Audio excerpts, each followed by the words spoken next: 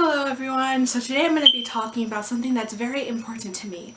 So I volunteer with a community organization, basically getting people civically engaged. And one of the main things that we do is we register new voters. And I go to places where I feel these communities are not represented. For example, I go to my local mosques, I go to different university campuses. But one thing that I found particular in university campuses is that people don't care to vote, or people are just complicit in the sense. Like, I would ask, are you registered to vote? Some of them would say yes, and I'll be like, yay! And then other people would say no, and I would be like, why? A lot of times they would say, it doesn't affect me, I don't care. And I'll be like, why don't you care? But that's another topic. Why it's important to vote. And this includes when you vote, you count. So like if a community of people all go together and they vote on one thing, then to that representative, to that legislator, or whoever it might be, you matter. Because they're gonna, next time they would want to pass a bill, they would come to your community because you guys voted. Or you voted for them, and if they don't come and talk to you and they don't show you that you are valued, then you won't vote for them again, right? Well, that's one of the main reasons why people should go out and vote. Another thing is that your voice is heard. You get to make decisions on major issues like education reform, healthcare rights, things in your local community. These are things that affect you, and if you don't vote and if you don't go out, then basically you're not expressing your own right to be heard.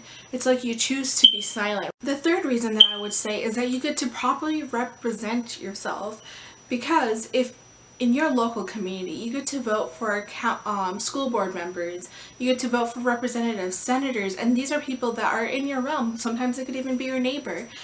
But you get to research all the types of people that are there and to see which person has values that are similar to yours. So far, I've been talking about our civic duty to vote as if it was always a right.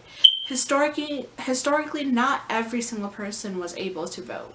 The three groups that I will be talking about today are Native Americans, women, and African American people. In 1790, all white men born outside of the United States had the opportunity to become citizens with the right to vote. In 1792 to 1838, free black men lose their right to vote in several northern states, including Pennsylvania and New Jersey. During the 1820s and 1830s, it did not matter what your socioeconomic status was as a male. It wasn't up until 1920 that women had the right to vote. The attempts to get women the same right as men began in the 1850s, but lost momentum during the Civil War. It wasn't up until 1965 that African Americans had the right to vote. The 15th Amendment was ratified in 1870, which prohibited states from denying a male citizen the right to vote based on race, color, or previous conditions of servitude. However, various discriminatory practices were used to prevent African Americans from voting.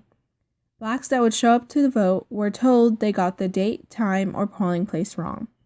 On top of that, they would even test black folks on their literacy and comprehension of complex state provisions.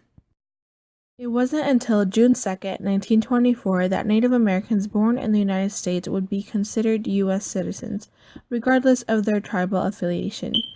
Even until 1957, not all Native Americans had the right to vote. This was because the right to vote was governed by state law. The efforts of the women suffragists gave us the 19th Amendment to the United States Constitution, which prohibits the states and the federal government from denying the right to vote to citizens on the United States on the basis of sex. The efforts of the African Americans gave us the ratified version of the 15th Amendment, which prohibits the federal and state government from denying a citizen the right to vote based on the citizen's race, color, or previous conditions of servitude. Personally, after learning all this, I just felt so privileged and honored to live in a country where I have a voice, where I could speak out against injustices, or I could just really express my civic engagement. So my call to action to you watching this video, if you haven't already done so, register to vote. So go on to your state government website. You have two options to register to vote.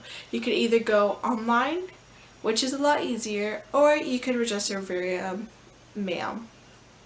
The basic guidelines are that you are a United States citizen, that you are a resident of the states which you are registering to vote, you are 18 by the next elections, and that's actually it. Now, if you're like me and you want to take it a step further and want to register people in your community where you feel like their voice is not expressed by elected officials, you can participate in a local community organization that registers voters. I hope you enjoyed this video and have a great day!